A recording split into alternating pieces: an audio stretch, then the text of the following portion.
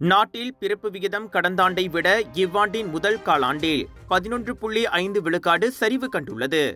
1,05,613 இருந்து 93,500 அது குறைந்திருப்பதானது இதுவரை முதல் காலாண்டில் மலேசியா பதிவு செய்த ஆக குறைந்த எண்ணிக்கையாகும். பிறப்பு விகிதம் ஒவ்வொரு 100 பெண் குழந்தைகளுக்கும் 106 ஆண்டு குழந்தைகள் என பதிவாகியுள்ளதாக தேசிய புள்ளி விவரத்துறை கூறியது.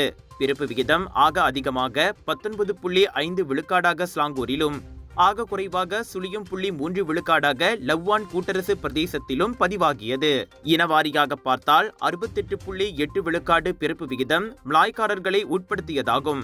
மற்ற பூமி புத்ராக்கள் 12.6 விழுக்காடாக உள்ள நிலையில் சீனர்கள் வெறும் 8.6 விழுக்காடாகவும், இந்தியர்கள் 3.8 விழுக்காடாகவும் உள்ளனர்.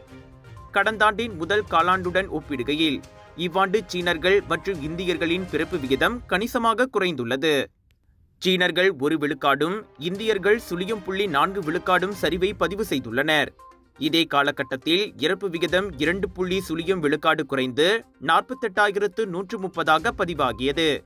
71.6 விழுக்காட்டில் 60 வயதுக்கு மேற்பட்டவர்களே அதிகம் இறந்துள்ளனர். இன ரீதியாக பார்த்தால் சீனர்களின் இறப்பு விகிதம் 26.8 விழுக்காடாகவும், இந்தியர்களின் இறப்பு விகிதம் 8.4 விழுக்காடாகவும் உள்ளது. இவ்வேளையில் மலேசிய மொத்த மக்கள் தொகை 0.9 விழுக்காடு அதிகரித்து 34.2 மில்லியன் பேராக உள்ளது. அவர்களில் 90.1 விழுக்காட்டினர் மலேசிய குடியுரிமை பெற்றவர்கள், 9.9 விழுக்காட்டினர் குடியுரிமை இல்லாதவர்கள் ஆவர்.